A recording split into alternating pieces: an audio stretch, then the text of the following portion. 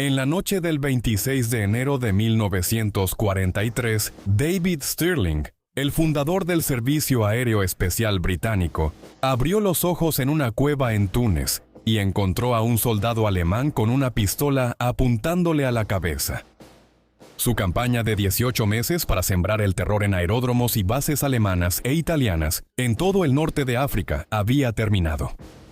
Stirling pasó el resto de la guerra como prisionero de guerra, aunque intentó escapar al menos 4 veces. Dado su prolongado encarcelamiento, surge una pregunta. ¿Fue Stirling realmente el cerebro detrás del SAS, o fueron otros como Jock Lewis y Paddy Mayne quienes tuvieron más responsabilidad en su éxito? Esta es la historia de David Stirling, el mayor fantasma.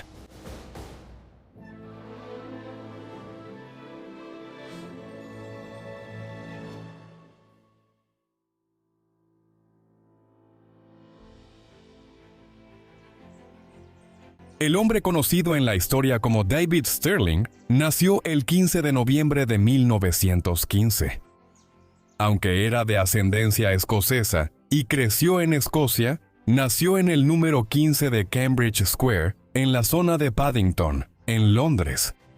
Su nombre de bautismo era Archibald David Stirling, aunque usaba su segundo nombre y así es como se le conoce hoy en día.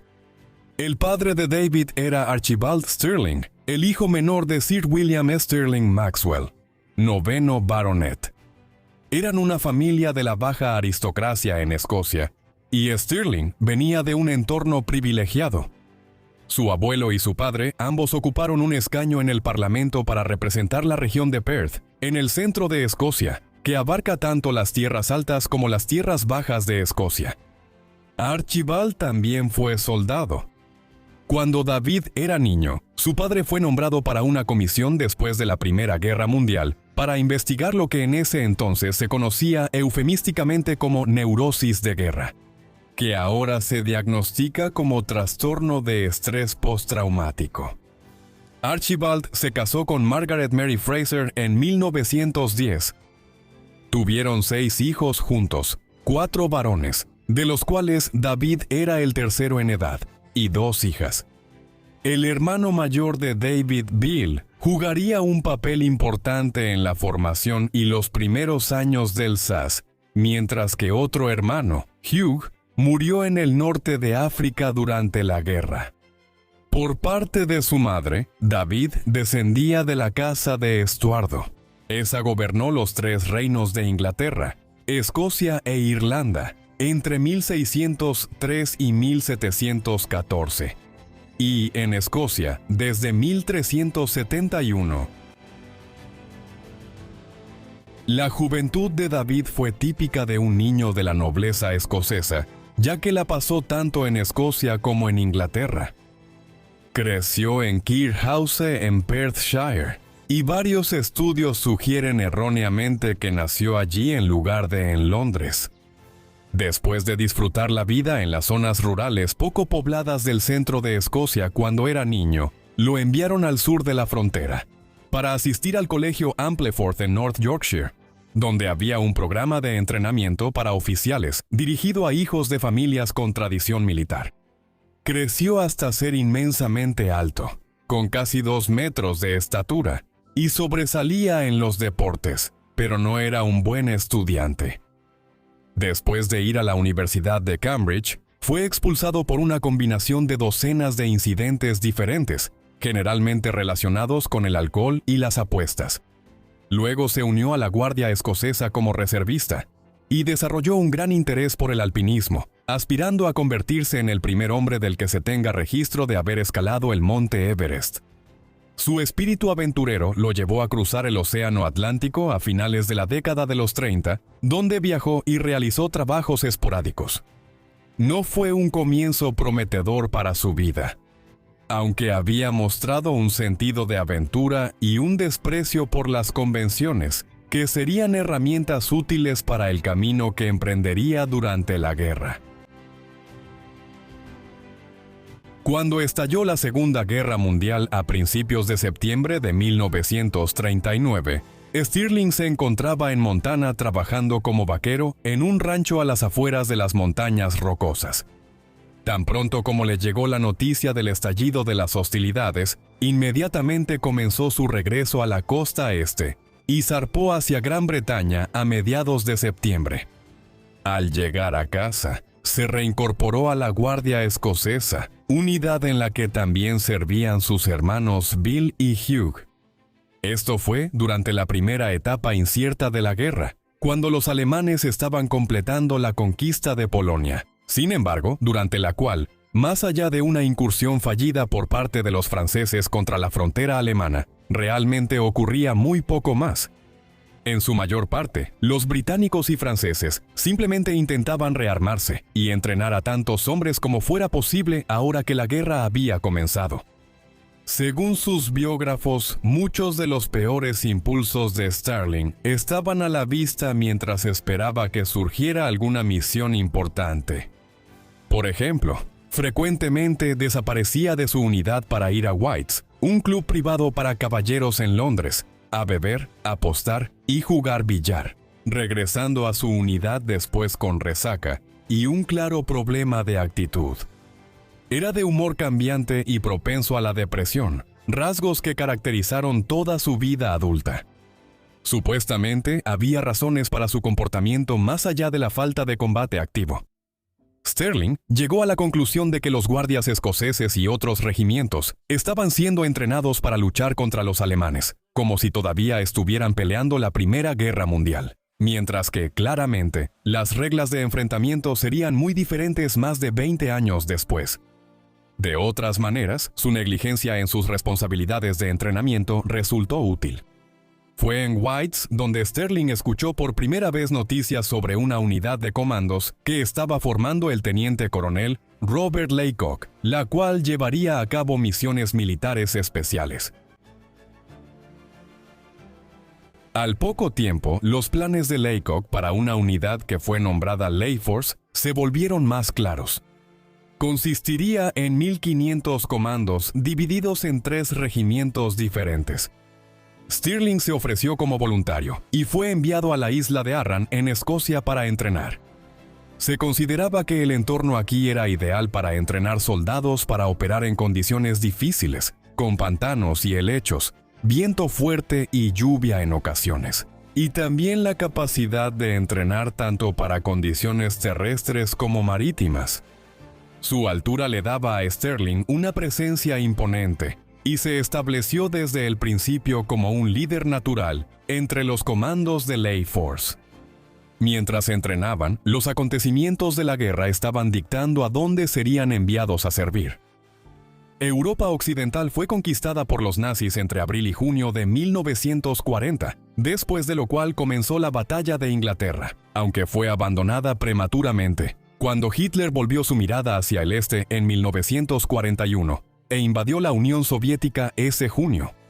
Italia también había entrado en la guerra, y estaba ansiosa por adquirir un vasto imperio en África, uno que implicaba conectar sus colonias existentes en Libia y en el Cuerno de África. Esto significaba apoderarse de Egipto y Sudán de manos de los británicos. Al mismo tiempo, el nuevo primer ministro británico, Winston Churchill, estaba ansioso por brindar ayuda a Grecia y Yugoslavia en los Balcanes. Esto significó que, una vez terminada la batalla de Inglaterra, el enfoque de la guerra entre Gran Bretaña y la creciente alianza del Eje, encabezada por Alemania e Italia, se trasladó al Mediterráneo y el norte de África. Así, en las primeras semanas de 1941, Stirling y Layforce partieron de Gran Bretaña con destino al Mediterráneo oriental.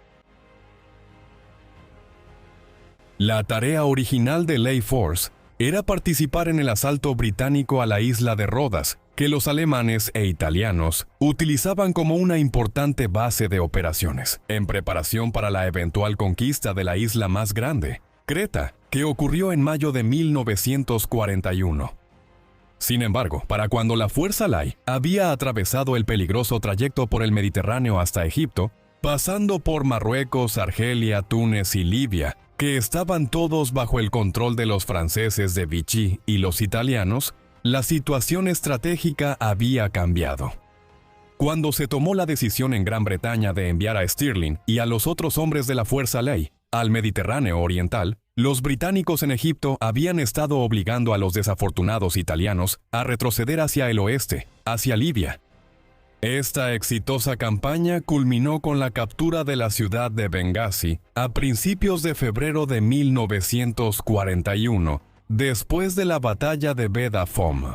Sin embargo, incluso antes de que eso sucediera, los alemanes se habían dado cuenta de que sus aliados italianos, cuyo ejército era incompetente en comparación con la Wehrmacht alemana, necesitaban asistencia militar. Si querían detener el avance británico y avanzar hacia el este para asegurar el Cairo y el Canal de Suez, que era un imperativo estratégico para los alemanes. Así, incluso mientras los británicos se instalaban en Bengasi, el cuerpo alemán de África, bajo el mando de Erwin Rommel, llegaba al norte de África. A finales de la primavera, Rommel inició una especie de Zuiderblitzkrieg sahariana, reconquistando el territorio en Libia que los británicos habían adquirido en el invierno de 1940 y principios de 1941, y luego avanzando hacia Egipto. Al mismo tiempo, los alemanes e italianos derrotaron a los yugoslavos y griegos a finales de la primavera y principios del verano, anulando el valor estratégico de atacar Rodas. Así, con el Cairo y el Canal de Suez nuevamente bajo amenaza, la misión original de Life Force ya era obsoleta para cuando llegó a Egipto. Debido a esto, Life Force fue inmediatamente dividida en unidades separadas.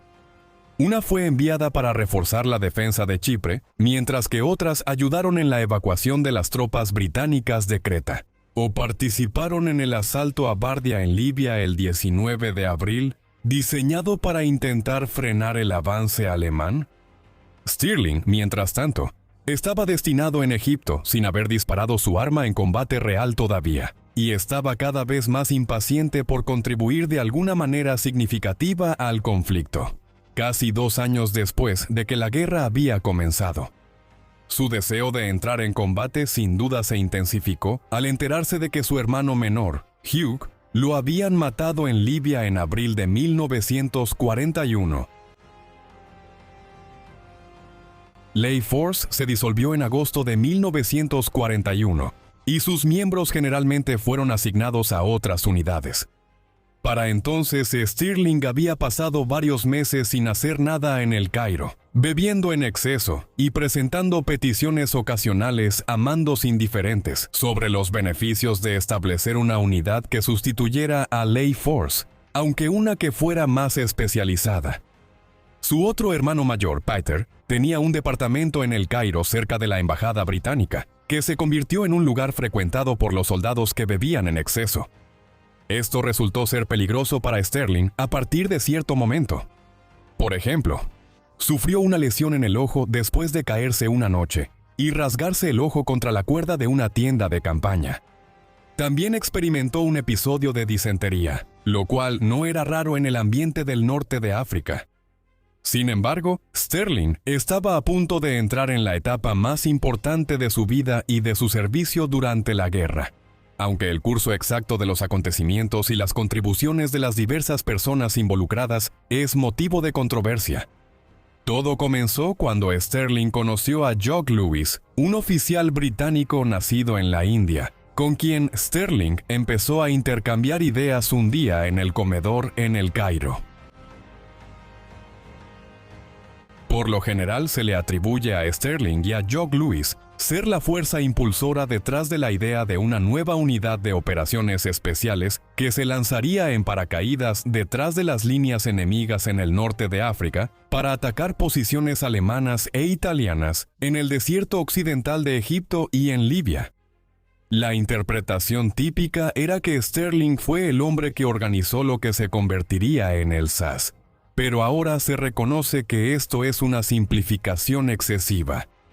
Hay razones por las que el papel de Lewis fue minimizado. Él tenía un pasado controvertido, que incluía un periodo en el que estuvo en Alemania en los años 30, y fue simpatizante de los nazis, llegando incluso a conocer a Hitler en Alemania. Él se volvió en contra de los fascistas alemanes después de los acontecimientos de la Noche de los Cristales Rotos, los pogromos contra el pueblo judío de Alemania y Austria, en noviembre de 1938.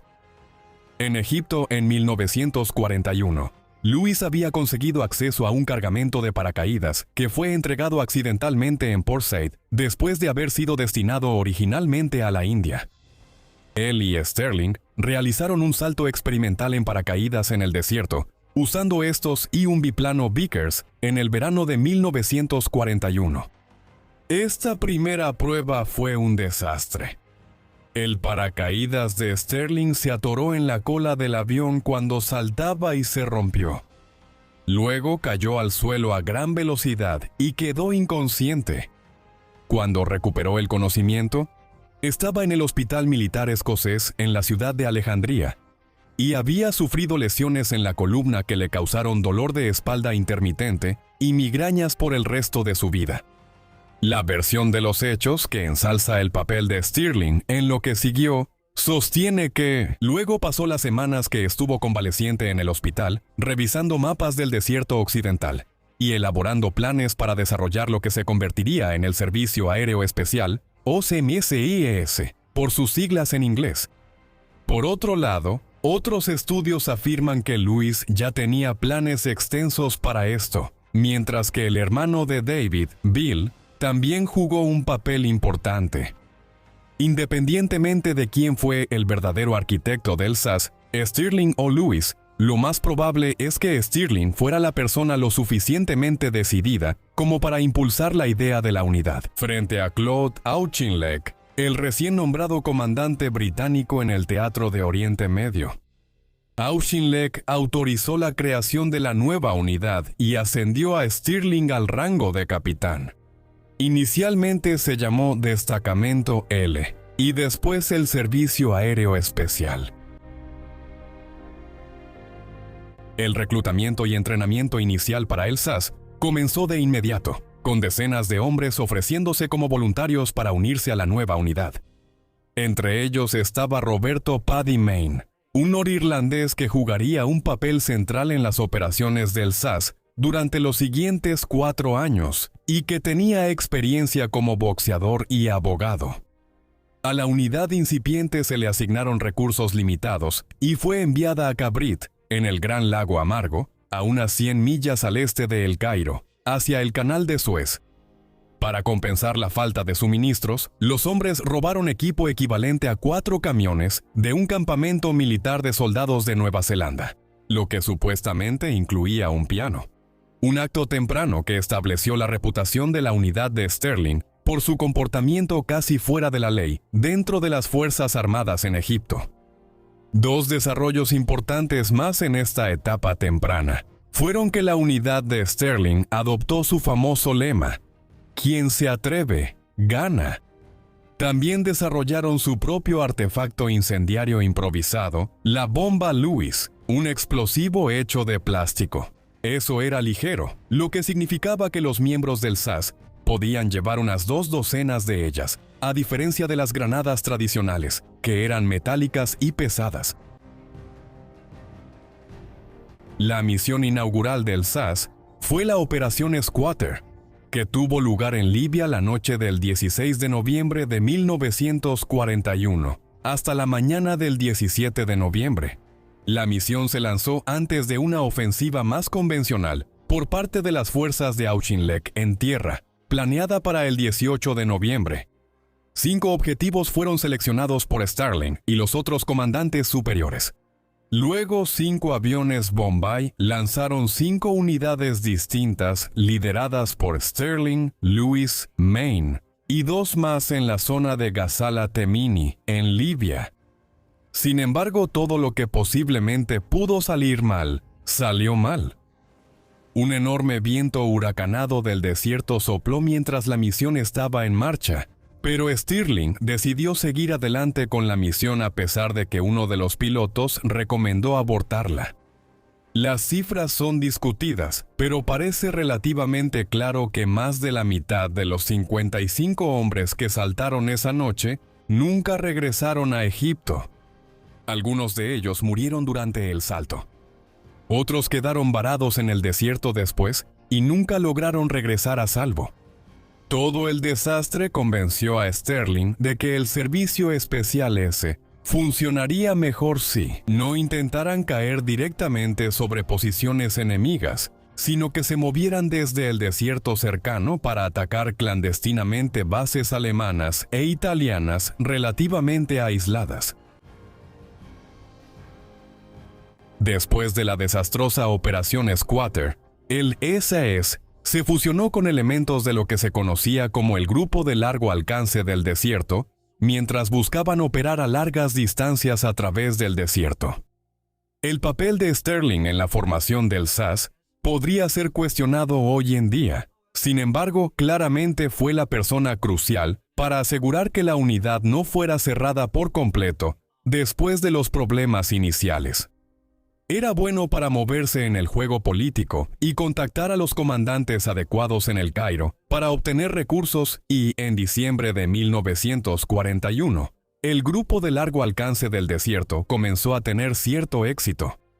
La noche del 14 de diciembre de 1941, atacaron varios aeródromos en Sirte, Tamit y Agaila en Libia, destruyendo decenas de aviones italianos y alemanes en tierra. El éxito de Maine en Tamit fue especialmente notable. Anunció su llegada pateando la puerta del comedor de oficiales en el aeródromo y abriendo fuego con su ametralladora. Sus hombres colocaron bombas y destruyeron 2 docenas de aviones, y escaparon sin sufrir bajas. Stirling tuvo menos éxito. Tropezó con un guardia dormido en Sirte, y el ataque fue prácticamente abandonado. Esto inició un patrón en el que Sterling, Maine y sus hombres atacaban varias bases aéreas en Libia cada 5 o 6 días, a finales de diciembre y hasta enero de 1942. Pronto habían destruido más de 100 aviones en estos ataques. Eso sí, Jock Lewis murió el 30 de diciembre de 1941. Después de que su unidad de vehículos fue atacada en el desierto por aviones del eje, mientras intentaban regresar a su base en el desierto. Los primeros 7 meses de 1942 fueron el periodo en que se estableció la reputación del SAS, ya que Sterling y sus hombres atacaron repetidamente objetivos en toda Libia. Muchos de estos eran aeródromos, como las incursiones en el aeródromo de Benghazi a mediados de marzo, pero otros fueron contra instalaciones portuarias y de comunicaciones. Un ataque al puerto de Birat en enero, por ejemplo, no salió según lo planeado, ya que una canoa portátil que Stirling y sus hombres habían traído quedó atrapada en la arena blanda, obligándolos a improvisar. Al final, destruyeron un gran cargamento de combustible y una estación de radio. Luego, en junio, el SAS, con Stirling ahora como mayor y la unidad ya ampliada, fue desplegado para atacar múltiples sitios alrededor del Mediterráneo simultáneamente. Estos ataques incluyeron ubicaciones en Libia y Creta, teniendo como objetivo reducir la escala de los ataques marítimos a los convoyes, tratando de aliviar a las fuerzas británicas en Malta, una base clave británica rodeada por fuerzas del eje en el centro del Mediterráneo, que era el vínculo clave entre las posiciones aliadas en Gibraltar y Egipto. Recién salidos de este éxito, el SAS comenzó a operar como una división blindada aún más rápida, después de que Stirling consiguiera el uso de 3 docenas de jeeps y vehículos blindados. Estos luego fueron equipados con ametralladoras Vickers que podían disparar a los aviones que los atacaran si era necesario.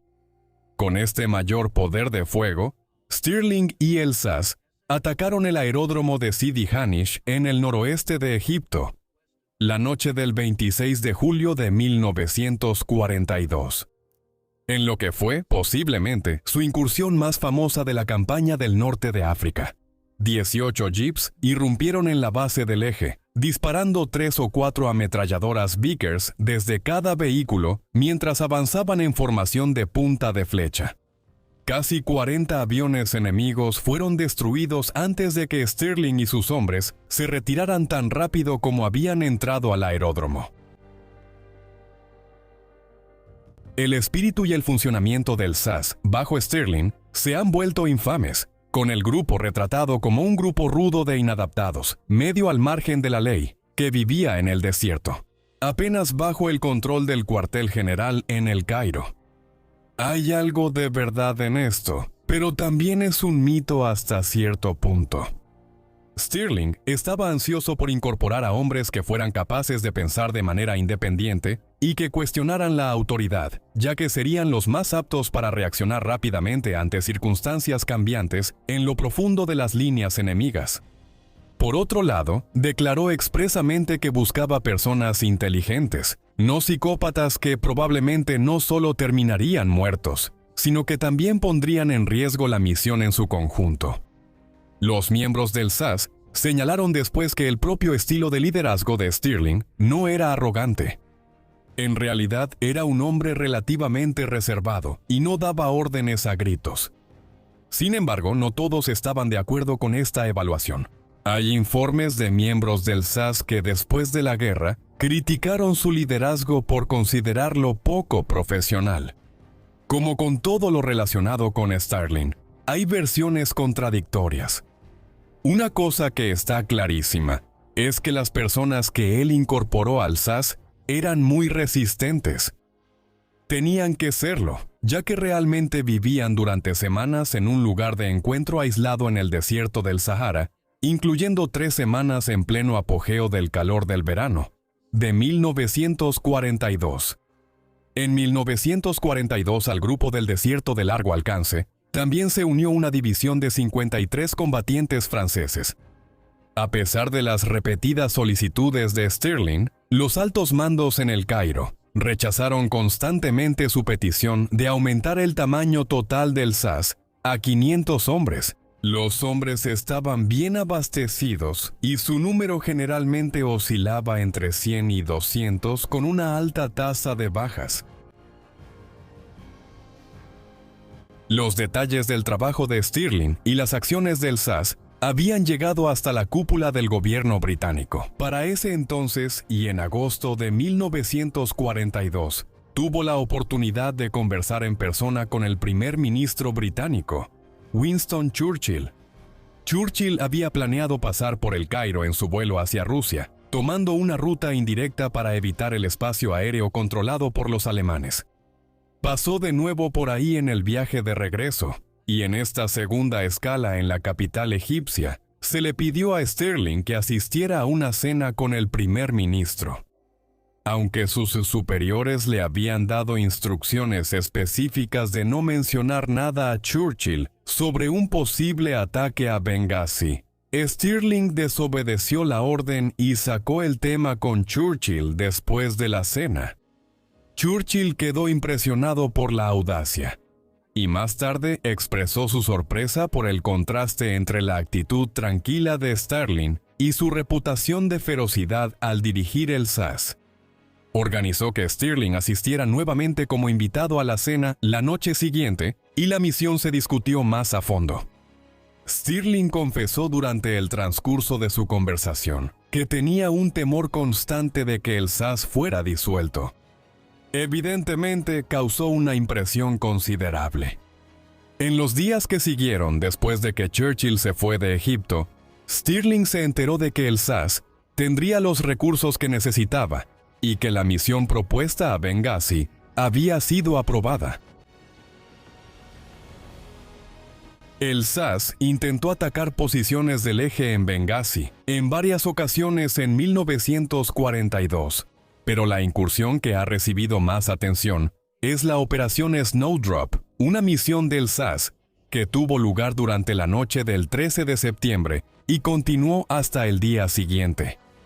El plan original era que un pequeño grupo del SAS bloqueara el puerto de Benghazi y así evitar el reabastecimiento de la ciudad por parte del eje, mientras los aliados intensificaban los planes para la Operación Antorcha, la invasión aliada occidental de Marruecos y Argelia en noviembre de 1942. Poco a poco, el plan se volvió más complicado e incluyó a más de 200 hombres, casi un centenar de vehículos y ataques simultáneos a otros sitios en Libia. no salió como se planeó. El convoy se retrasó y se perdió el factor sorpresa. Luego las fuerzas del eje respondieron y atacaron al SAS. Casi 3/4 partes de los vehículos fueron destruidos, mientras que las cosas salieron aún peor en la incursión correspondiente en Tobruk. Se perdió a más de 1/4 parte de los hombres de Stirling, y la misión fue un completo desastre. Las razones del fracaso fueron complejas. En 1967, el periodista y novelista Len Deighton escribió un artículo para la revista Sunday Times en el que afirmaba que Stirling era en gran medida responsable, ya que había sido indiscreto en Egipto antes de la misión, y los espías del eje habían obtenido información sobre la misión antes de que siquiera se llevara a cabo. Stirling demandó por difamación en 1968 y ganó una indemnización cuantiosa. El desastre de la operación Snowdrop en septiembre de 1942 fue solo una de las controversias que rodearon a Stirling. Uno de los otros grandes temas que han surgido en evaluaciones recientes de su carrera y de las operaciones del SAS es que Paddy Mayne fue en realidad el comandante más capaz que tuvo la unidad después de la muerte de Jock Lewis. La visión ortodoxa sobre Stirling durante décadas fue que él tuvo la idea del SAS y que no habría tenido éxito en 1942 de no ser por su liderazgo y su constante cabildeo en el Cairo. Sin embargo, en los últimos 10 años se ha desarrollado una visión más matizada, una que señala, en primer lugar, que Lewis fue uno de los principales artífices de la idea. En 1941, al igual que Bill Stirling, el hermano de David. Y luego, Mayne se volvió igual de importante. Un comandante como David, en 1942, que eventualmente lideró el SAS, después de que Stirling fuera capturado por las fuerzas del eje. Por ejemplo, miembros del SAS señalaron años después que Mayne tenía un mejor instinto para los asuntos de mando del día a día. Reiteraba cosas a sus hombres como el mantenimiento adecuado de las armas entre misiones, para lo cual Stirling simplemente no tenía aptitud. También era como la noche y el día cuando se trataba del historial de combate de Stirling y Mayne. Nadie destruyó más aviones del eje personalmente en el norte de África que Mayne, pero él no era un soldado político como Stirling. Por lo tanto, el alto mando británico estaba más inclinado a fomentar la idea de que Stirling era el mayor fantasma, liderando a sus hombres en misiones en Egipto y Libia, y luego desapareciendo en el desierto tan rápido como habían aparecido, cuando en realidad Mayne era el verdadero comandante sobre el terreno. Un estudio moderno incluso ha llegado a afirmar que la reputación de Stirling como jefe del SAS no era más que un subproducto de su egomanía y su capacidad para la autopromoción.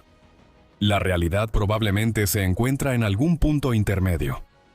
Stirling fue una figura clave junto a su hermano y Jock Lewis en la creación del SAS, y luego Stirling y Mayne se complementaron en 1942.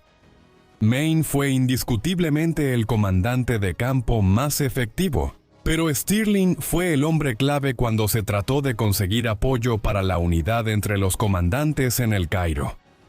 Mayne era el soldado. Stirling era el político.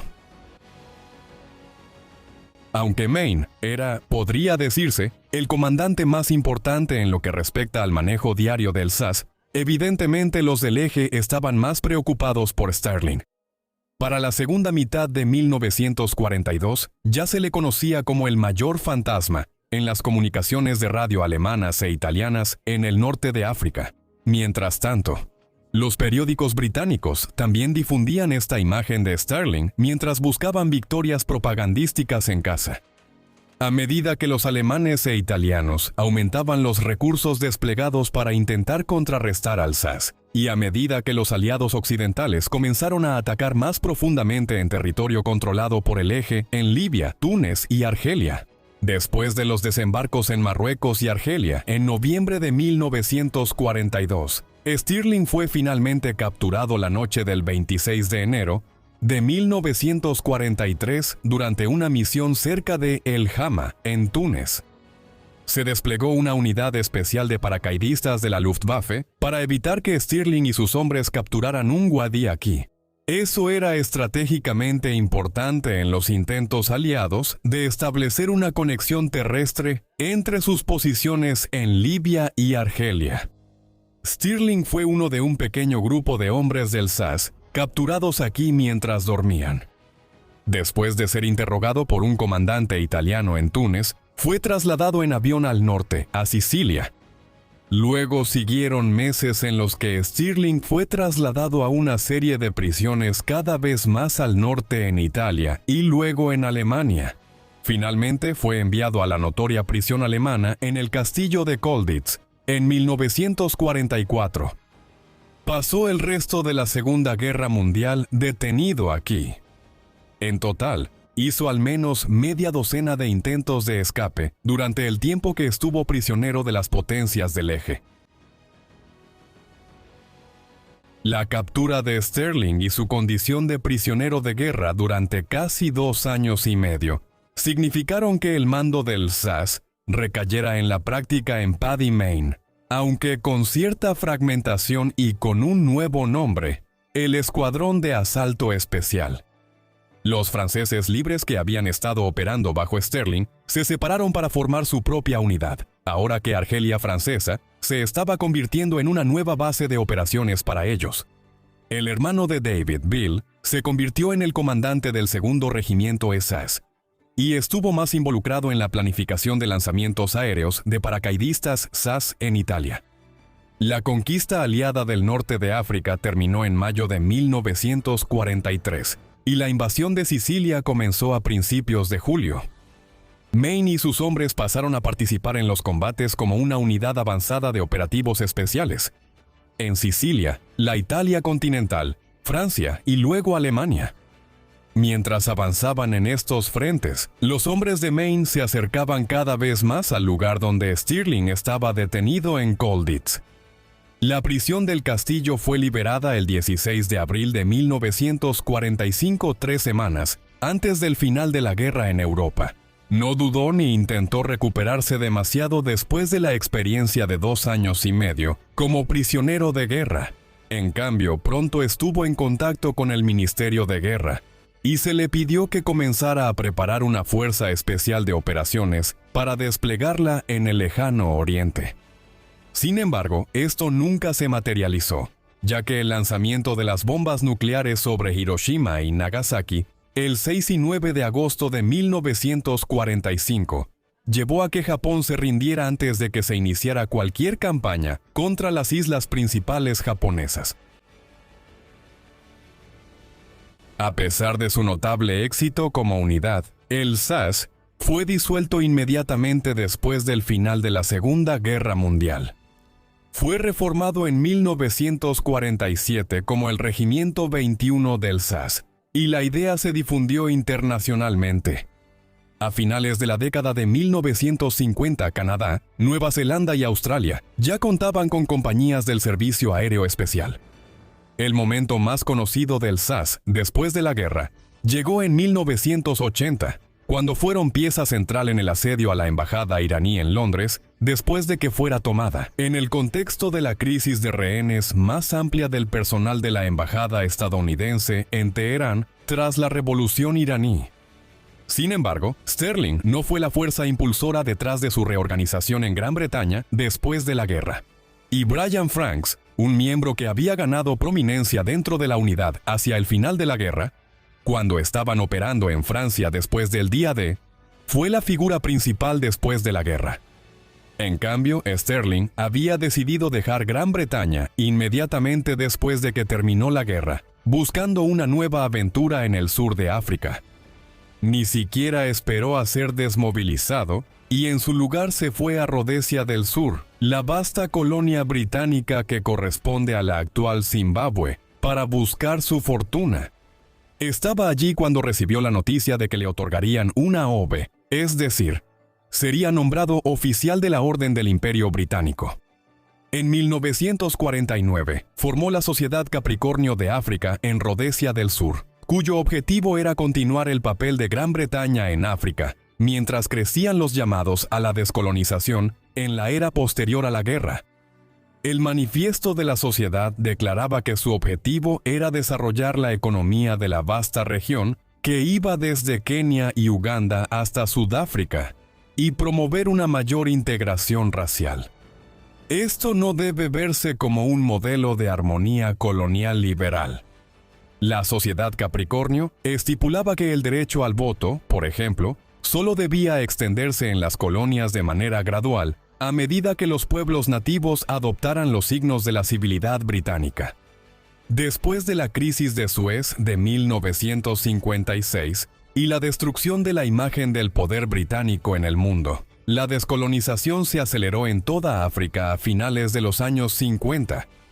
Al darse cuenta de que la misión había fracasado, Sterling renunció como jefe de la Sociedad Capricornio en 1959 y regresó a casa. Rodesia del Sur se sumió en la Guerra de Rodesia en 1964 entre la comunidad de colonos blancos y la población nativa.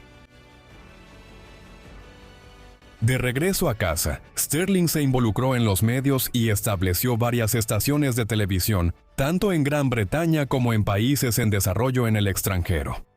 Estuvo muy lejos de tener éxito en este empeño, y más tarde bromeó diciendo que poseía la mayor colección de estaciones de televisión en bancarrota del mundo. Nunca se casó, y sus relaciones siempre fueron complicadas debido a su timidez innata, algo que contrastaba con su enorme presencia, que sobresalía por encima de casi todos los que conocía. Sus relatos sobre sus relaciones en años posteriores siempre parecían tener el trasfondo de un hombre que temía ser atrapado o confinado por la perspectiva del matrimonio, y se refería a algunos de sus encuentros románticos como situaciones de las que se libró por poco. Esto contrasta con algunas de las representaciones modernas semificticias de Sterling, que lo muestran como un mujeriego. Incluso ha habido especulaciones de que Sterling era gay, pero realmente no hay ninguna evidencia que respalde esto, aparte del hecho de que no se casó ni formó una familia. Lo más probable es que simplemente quisiera mantener sus opciones abiertas en la vida. Esas opciones incluían involucrarse en la seguridad privada en las décadas de 1960 y 1970. Por ejemplo, se convirtió en contratista de WatchGuard International Limited, que estaba ayudando a entrenar unidades militares en Medio Oriente y África. Esto incluyó un papel en un plan abortado ideado alrededor de 1970 y 1971 para intentar derrocar al régimen de Muammar el-Gaddafi, un comandante militar que había tomado el control de Libia en una revolución militar en 1969. Sterling se involucró en la política británica de manera clandestina a mediados de la década de 1970. En 1974, ocurrieron huelgas en todo el Reino Unido, en respuesta a la imposición de la semana laboral de 3 días por parte del gobierno para limitar el consumo de electricidad, en medio del aumento cuádruple de los precios del petróleo, después del shock petrolero de 1973.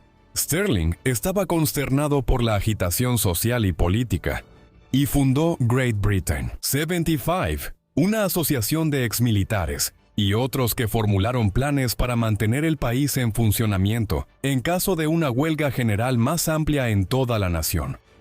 Esto tenía matices inherentemente paramilitares, y fue sofocado una vez que los planes se filtraron a finales de 1974.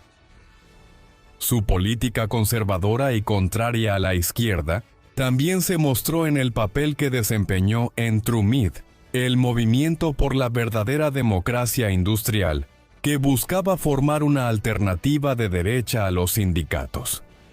Las conexiones informales con el SAS continuaron también durante sus últimos años. Por ejemplo, en 1984, Sterling dio un discurso en la inauguración de una base del SAS en Hereford. Durante un evento similar en 1989, Sterling expresó sus opiniones sobre lo que realmente representaba el SAS afirmando que la esencia del espíritu del regimiento era esa. El Servicio Aéreo Especial constituye el cuerpo más pequeño de las fuerzas de defensa británicas, pero con un papel estratégico especial que probablemente sea único entre todos los ejércitos del mundo. Al año siguiente, Sterling recibió el título de caballero. No disfrutó del título de Sir por mucho tiempo. Murió poco después en Londres, el 4 de noviembre de 1990, una semana y media antes de lo que habría sido su cumpleaños número 75. Fue enterrado en Morar, Escocia. En 2002 se develó una estatua suya en Caer, donde creció. Debido a la aparición de varios libros y una exitosa serie de televisión, David Sterling nunca ha sido tan conocido. Sin embargo, la mayor atención también ha traído un mayor escrutinio. Los primeros estudios sobre el grupo del desierto de largo alcance y la formación del SAS en Egipto y Libia en 1941 y 1942 tienden a aceptar inequívocamente la idea de que Stirling fue responsable de la creación de la unidad y la dirigió hasta que fue capturado y terminó en Colditz. Esa versión de los hechos le trajo fama a Stirling en su época. Ahora existe una interpretación más matizada. Esto señala que Stirling tenía muy poca experiencia militar cuando llegó a Egipto en 1941 y que cuando llegó ahí pasó una larga temporada, en su mayoría bebiendo en El Cairo, antes de que se decidiera a solicitar la formación de una unidad de operaciones especiales. Él fue uno de los 3 hombres que luego fueron responsables de la formación del SAS. Su hermano, Bill, y Jock Lewis también deberían llevarse gran parte del mérito. Una vez que la unidad fue formada, no se puede negar que Paddy Mayne era el comandante militar más talentoso en el terreno, o en el desierto, según fuera el caso.